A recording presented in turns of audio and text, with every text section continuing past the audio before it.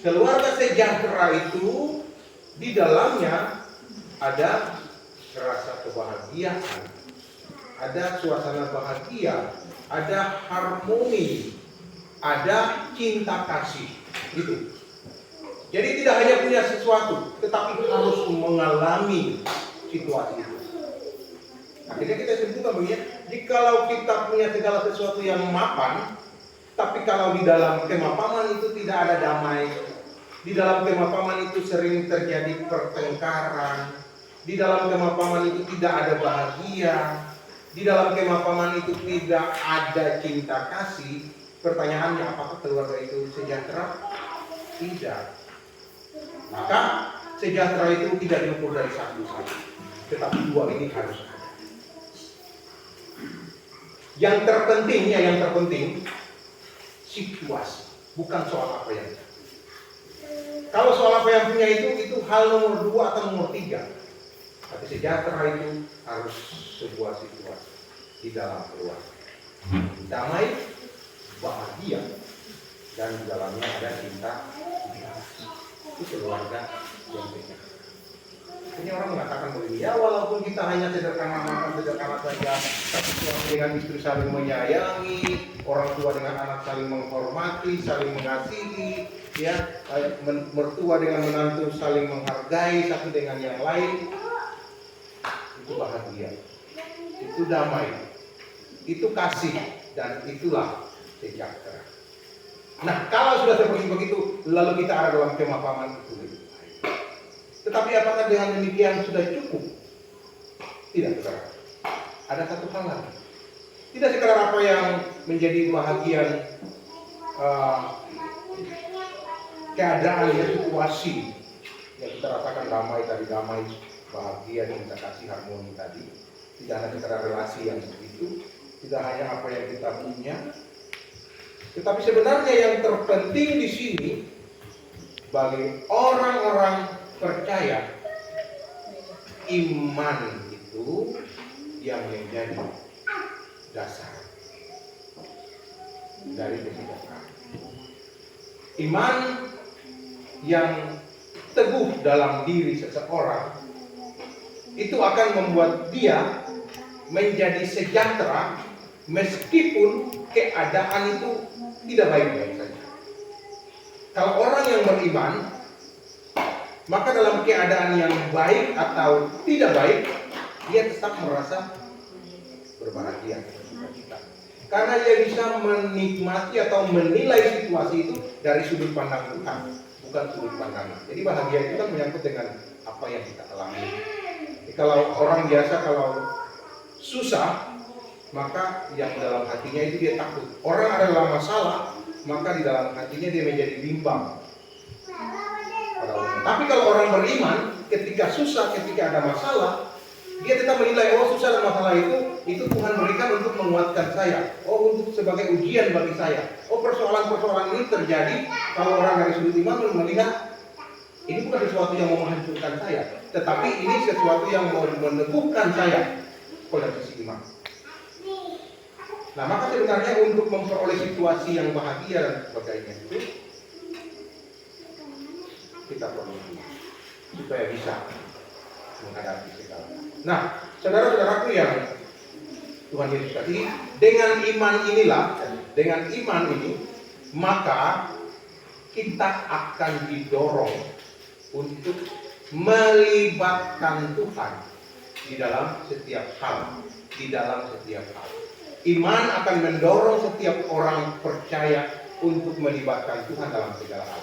Jadi kalau Tuhan ada dalam segala hal, mau baik, mau tidak baik, mau susah, mau senang, iman itu akan membuat kita teguh menghadapi. Dan bukan saja demikian, iman itu juga akan memimpin kita untuk menikmati bahagia yang. Saudara-saudara yang berkasihi, saya mengajak kita untuk belajar dari kisah yang kita baca di saat ini. Kisah yang kita baca dalam Kejadian pasal 24 ayat 34 sampai 39 itu merupakan satu kesatuan utuh dari satu kisah yang panjang ya, dari pasal 24 ayat 1 sampai ayat yang ke-67. Dia di situ mengisahkan tentang Abraham mengutus hambanya untuk pergi ke tempat asalnya mencari jodoh atau mencari calon istri bagi anaknya Ishak. Nah, Abraham ini dia dikenal sebagai bapak orang beriman. Nah, anaknya yang lahir dari istrinya Sarah itu adalah anak satu-satunya dari istrinya yang sah,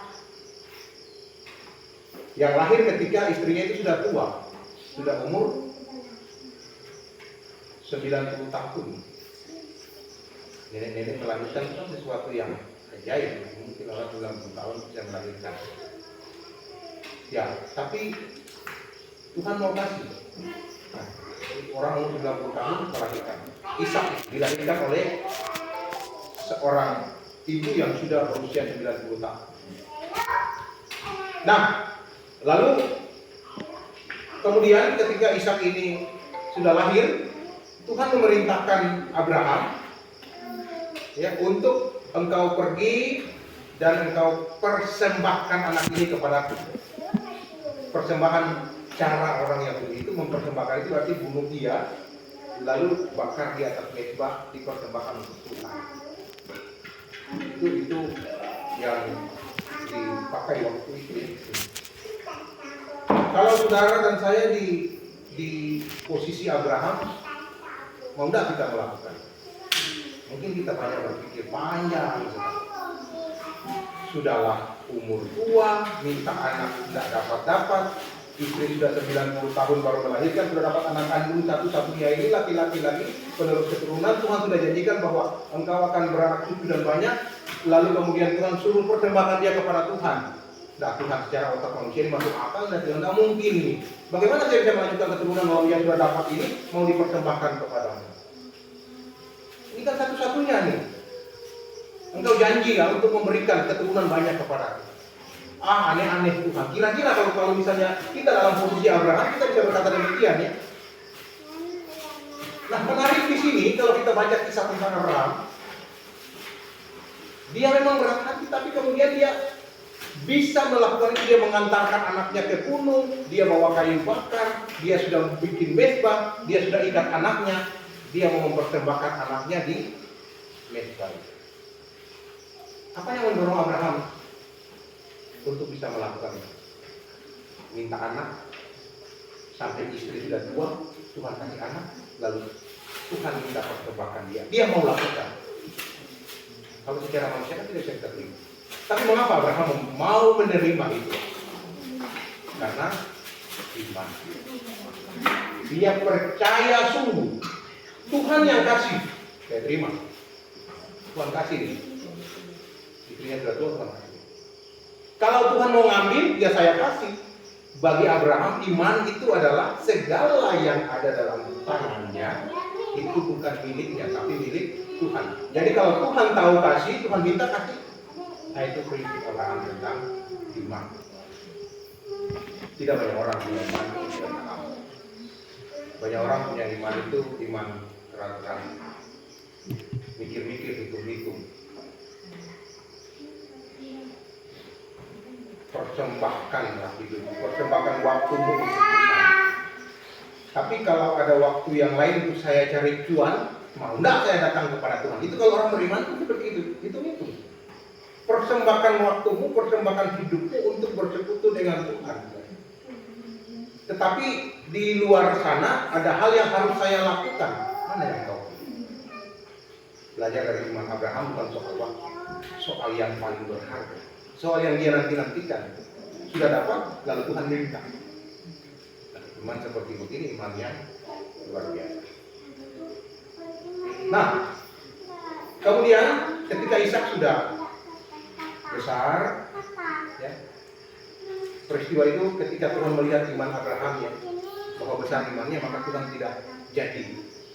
Bukan tidak jadi sebenarnya. Tuhan menyediakan lembu yang lain untuk dipersembahkan kepadanya sebagai syukur karena iman Abraham. Nah, dari sini ya, dari sini kemudian Abraham disebut sebagai bapak orang beriman. Iman itu apakah dia runtuh? Tidak. Sejak saat Abraham mau mempersembahkan Ishak kepada Tuhan, saat itu iman Abraham itu tetap kokoh dan teguh. Dia tetap melibatkan Tuhan di dalam seluruh perjalanan hidupnya. Sebelum itu, Abraham itu pernah goyah dalam iman. Pernah.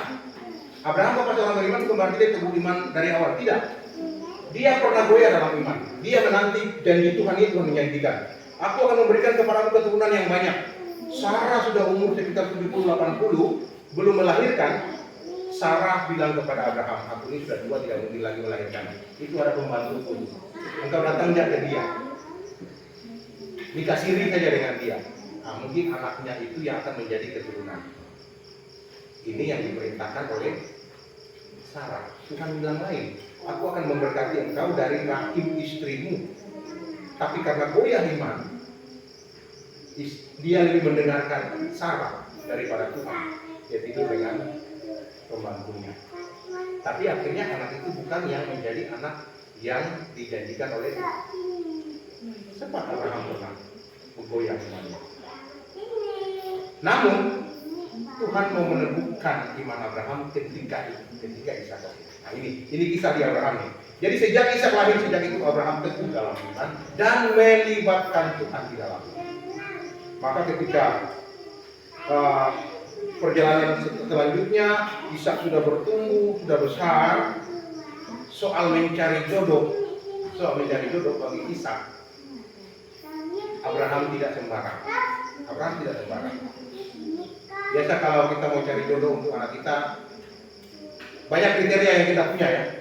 Kalau bisa dia itu orang ini, kalau bisa dari keluarga ini, ya kalau dari keluarga ini ya sudah wajar. Harus punya ini, harus punya ini. Kalau bisa dia begini, begitu.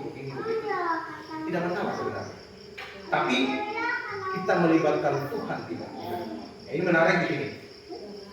Ketika anaknya sudah waktunya untuk menikah, dia mau mencari jodoh untuk anaknya. Kalau kita baca dari ayat di atas, dia tidak tanya siapa-siapa, dia tidak tanya orang, anak ini cocok dengan orang mana ya?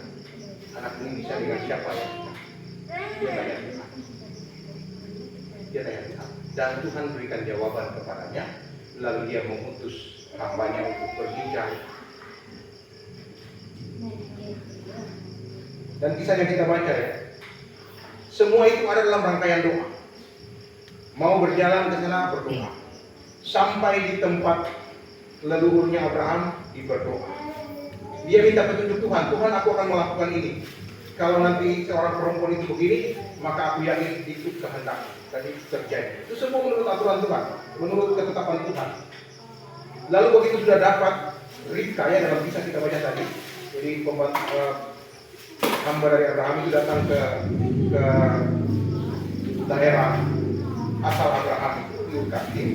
Lalu dia datang dan dia berjumpa dengan Ribka. Lalu dia minta Ribka kepada keluarganya. Lalu ketika keluarganya menyetujui memberikan Ribka, tidak lupa diri. Dia tetap ingat Tuhan. Dikatakan di situ ya. Lalu dia bersujud, dia menyembah Tuhan, dan dia bersyukur. Nah, ini rangkaian kehidupan orang-orang yang beriman. Percaya sungguh kepada Tuhan. Kalau Tuhan punya, Tuhan kasih. Kalau Tuhan minta, siap serahkan. Percaya sungguh kepada Tuhan. Lalu kemudian melibatkan Tuhan di dalam setiap hal. Melibatkan Tuhan di dalam segala sesuatu yang akan dilakukan. Lalu tidak lupa berterima kasih kepada Tuhan kalau sudah menerima yang Tuhan berikan. Nah, itu iman.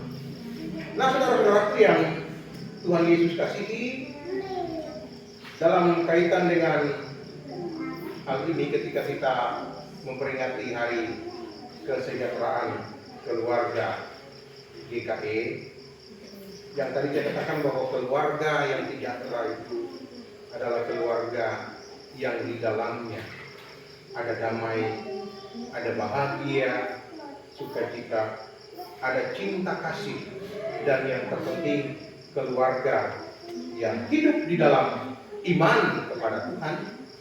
Ini mau mengajarkan kita semua, tapi ini mau mengajarkan kita semua bahwa kita merindukan menjadi keluarga yang sejahtera. Keluarga sejahtera itu adalah keluarga yang menaruh iman dan percaya sungguh kepada Tuhan.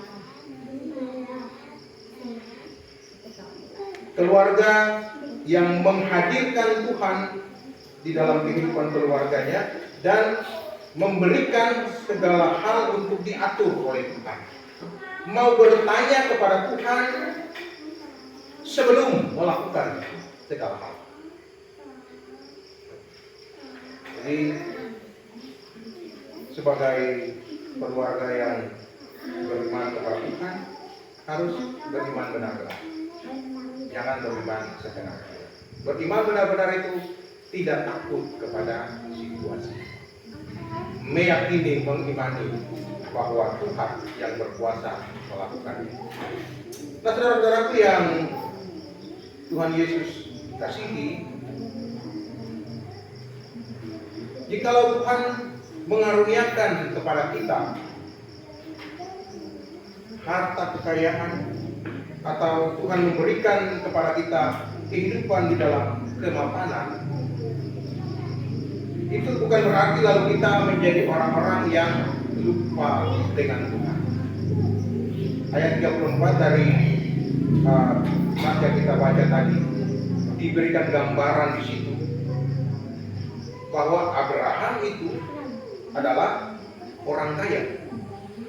Abraham itu orang kaya, orang yang punya harta yang banyak sebenarnya. Kalau kita baca di pasal-pasal sebelumnya, dia punya banyak ternak, dia punya banyak pembantu, banyak, dia punya harta kekayaan.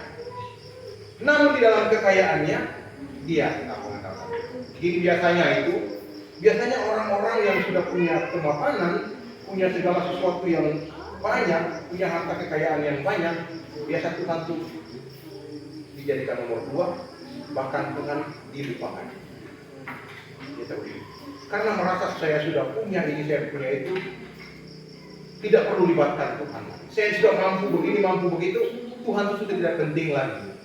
Hati-hati saudara, kita harus ingat bahwa Ia yang punya sumber segala sesuatu yang ada di langit dan di bumi. Amin. Tuhan punya segala sesuatu, juga sumber dari Tuhan bisa menariknya.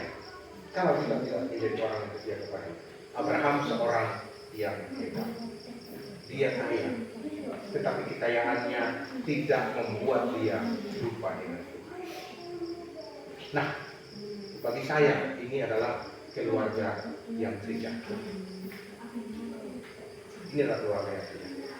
Dia punya kemapanan, tetapi juga di dalam hidupnya dia menaruh iman kepada Tuhan.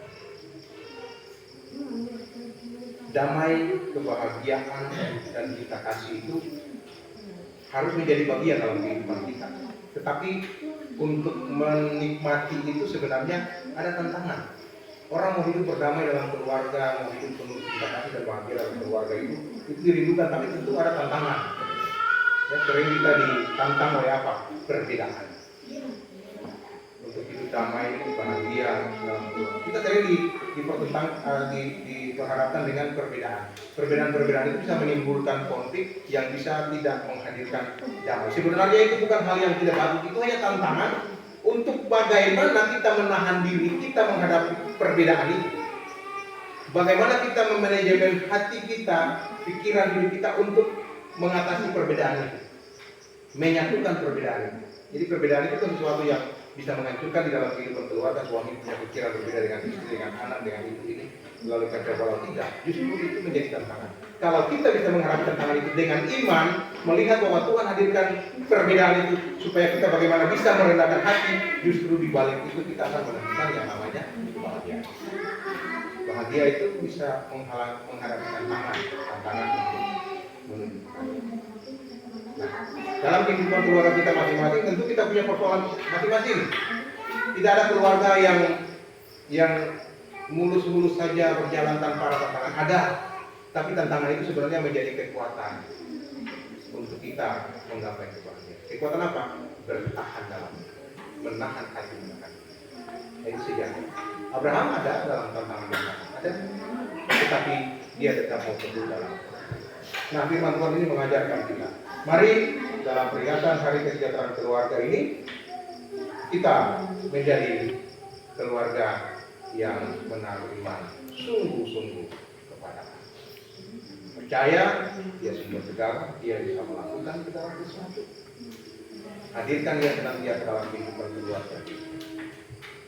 Dan biarlah dia yang mengatur seluruh perjalanan kehidupan keluarga kita. Selamat memperingati hari kesejahteraan keluarga kita. Tuhan Yesus menyertai dan memberkati kita dengan